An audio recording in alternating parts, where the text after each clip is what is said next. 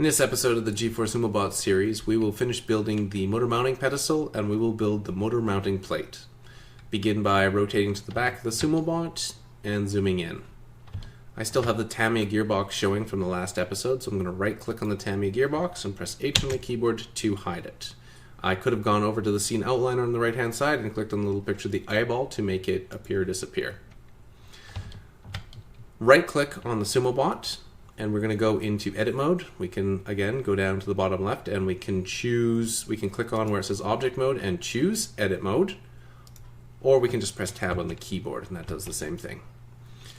Now that we're in edit mode, we are going to grab the edge selection tool here, and what we want to do is we want to bring the face on the top of our mounting pedestal up to the same level as the last line here in our fender. So we need the Z position of this line. Right click on that edge and come up here, click into the Z position and go Control C.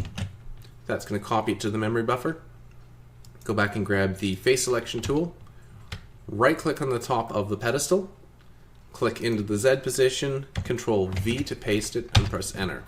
So that brings the top of the pedestal up to the same level as this last line in the fender. Now what we're going to do is we are going to add another face on top of this block. And we're going to do that by using the extrude function.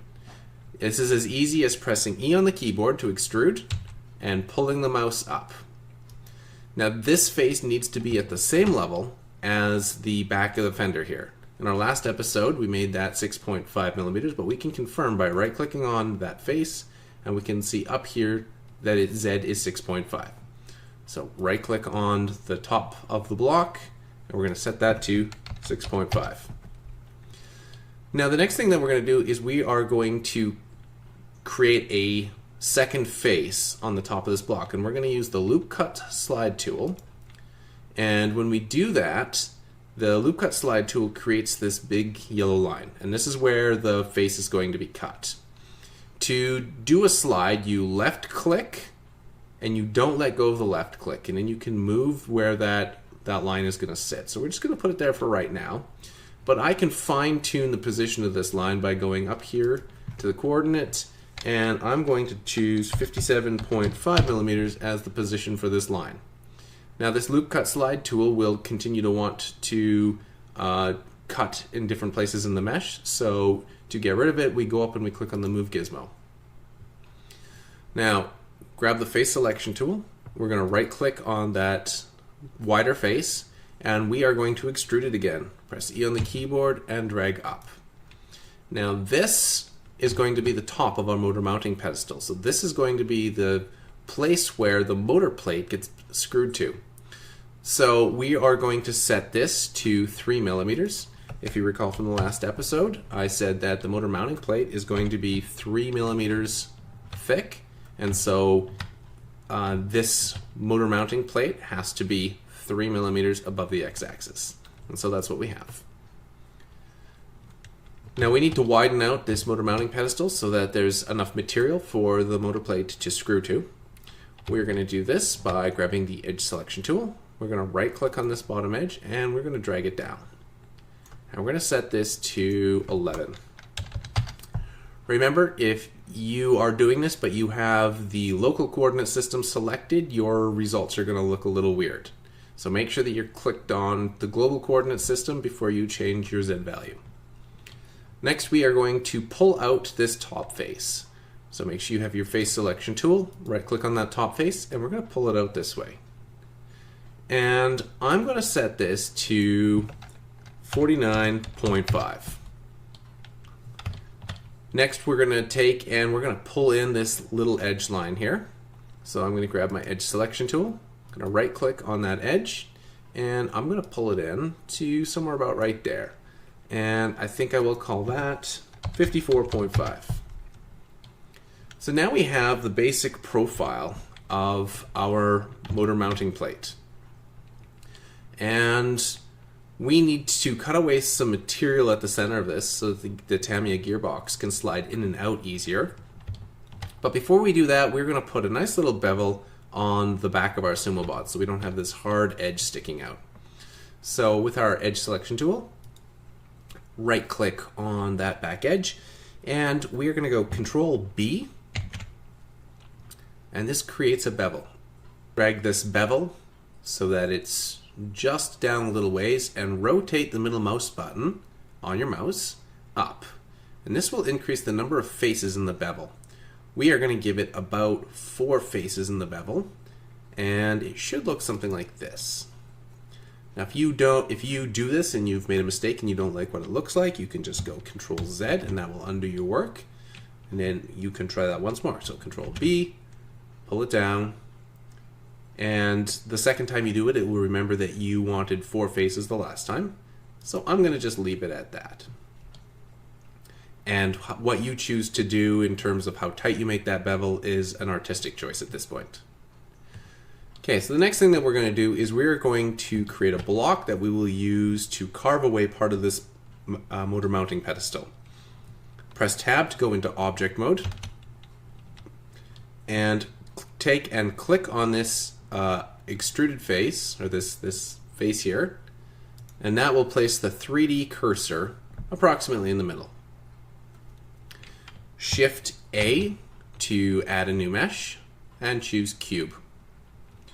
We're going to center this cube on the x-axis, so we're going to go up to its location, click into X, type 0, and press Enter, so that'll put us right in the middle of that plate. As you're doing this, you should always be checking to make sure that your Sumobot is still centered.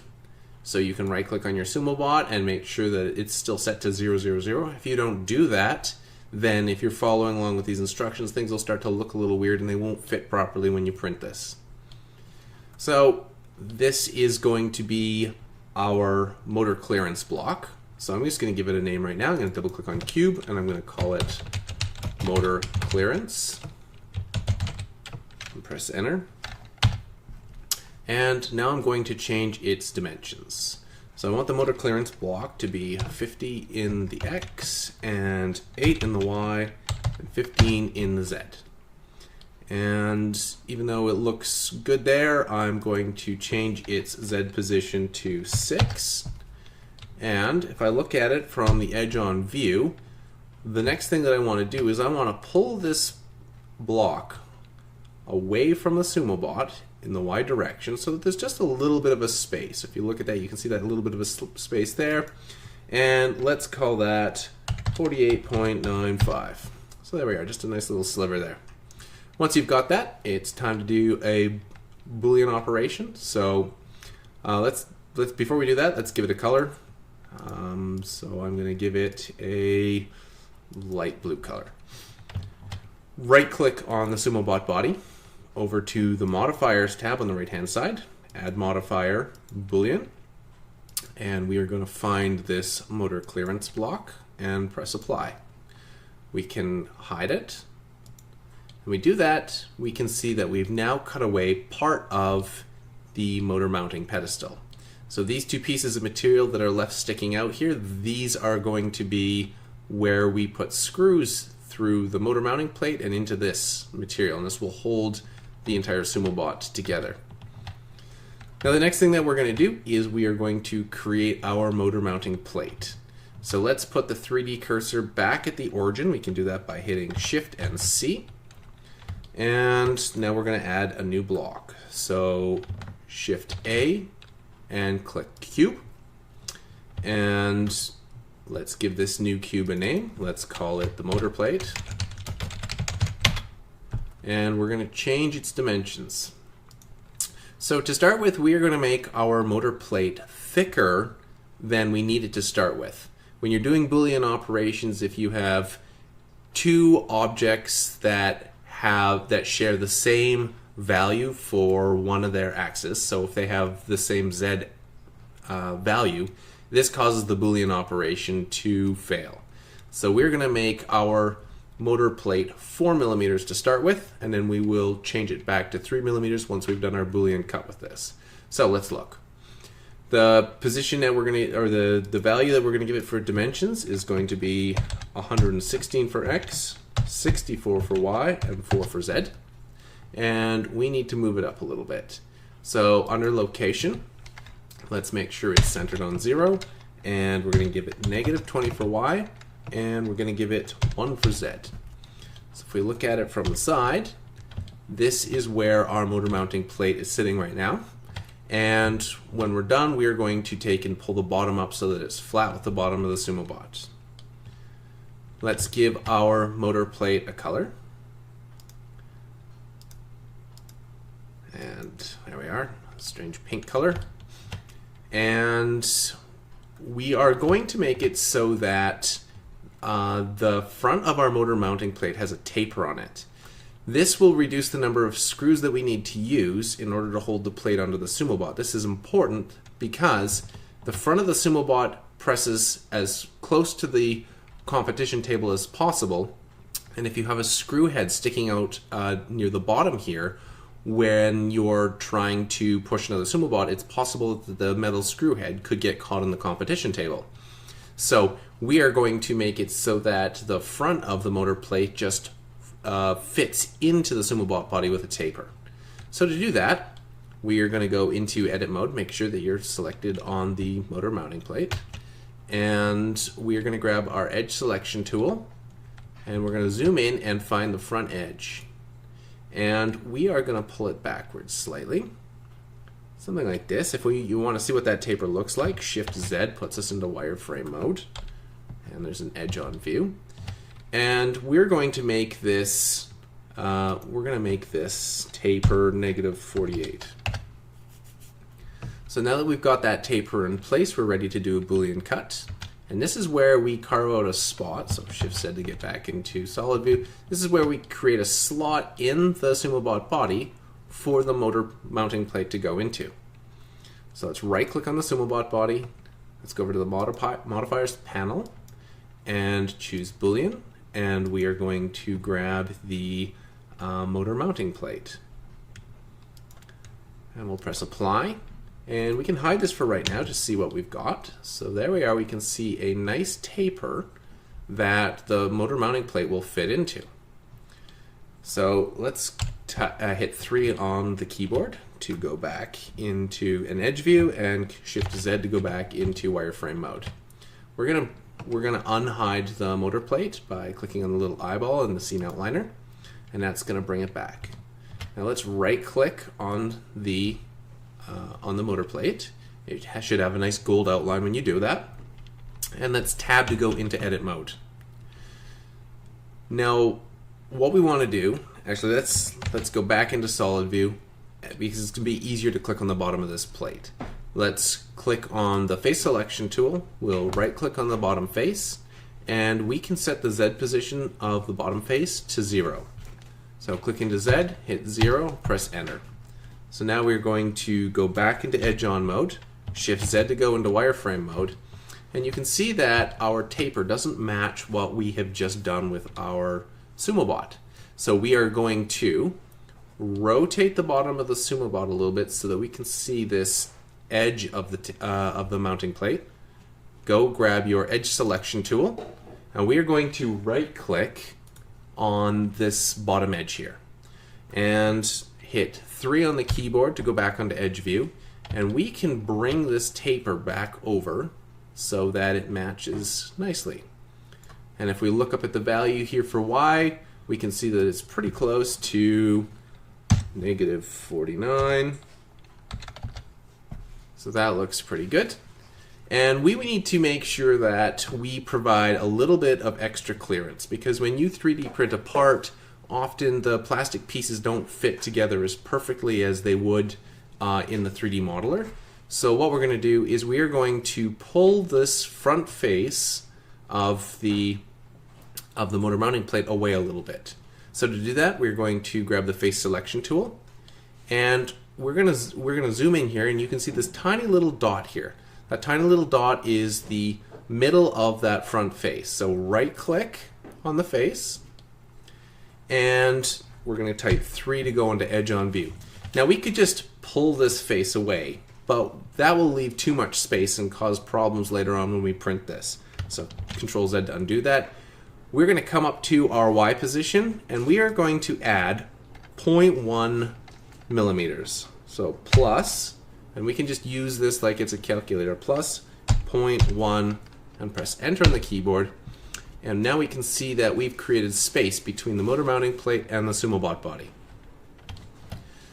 Now we're going to go Shift Z to go back into solid view mode. And now we need to modify this motor mounting plate a little bit so that it extends to the back of our motor mounting pedestal. So the first thing that we're going to do is we're going to make the front of our motor mounting plate flush with the inside part of this fender here.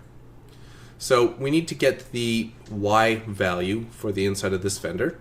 So to do that, we are going to go back into object mode because we're in edit mode right now. We're going to right click on the Sumobot body, press tab to go into edit mode. We're going to have the face selection tool, so right click on that face, and we can see that the value for Y is 8.5. So let's go back into object mode, right click on the motor plate, tab to go into edit mode, and then we're going to right click on the front of the motor plate. So 8.5 is the value for Y, 8.5, and press enter. So now we can see that the motor mounting plate is flush with the fender, and that's important because we don't want the wheel hitting it there. And now what we're going to do is we are going to extrude out just part of the plate towards the pedestal. So to do that, we're going to use the loop cut slide tool. And we need to know where we're going to position the loop cuts on this part of the motor plate. We want the loop cuts to match up with the edge of our pedestal. So to figure out what that value is going to be in the X direction, we can go back into object mode, right click on the Sumobot body, tab to go into edit mode, and we can right click on this face here. So we can see that its X position is negative 35 millimeters on one side, and if we right click on the other side, it's positive 35 millimeters. Now if you have different values for either side of your motor mounting pedestal, it means that you didn't make sure that your Sumobot block was centered when you were doing the fender cut. So you might have to back up in your work and revisit episode 1 to correct that problem. So since we know that our loop cuts need to be at 35 and negative 35 millimeters, we are going to we're going to click down on the plate, and we're going to drag our loop cut to as close as we can. We're just going to refine the position. So let's come up here to our X. We know that that's going to be negative 35. And let's create another loop cut now. So click down, move over, and then we're going to set this loop cut to 35. So now we've got these two loop cuts. Now we can grab just the center face here. So click back on your move gizmo. We're going to right click. Oh, we've got to grab the face selection tool first. Now we can right click on this part of the motor mounting plate. Press E on your keyboard and drag this part of the plate out towards the edge of the pedestal. Press 3 on your keyboard so you can get a better sense of what's going on and zoom in. So we're going to drag this part of the motor plate out right to the edge of the pedestal. And it looks like that's probably going to be 54.5. That's it for this episode. In the next episode, we'll be adding weight cavities to the inside front of our Sumobot, and we'll be adding screw holes for holding the motor plate onto the bottom of our Sumobot and onto the motor mounting pedestal. We'll also be adding a hole through the top of the Sumobot for the wires that are connected to our motors.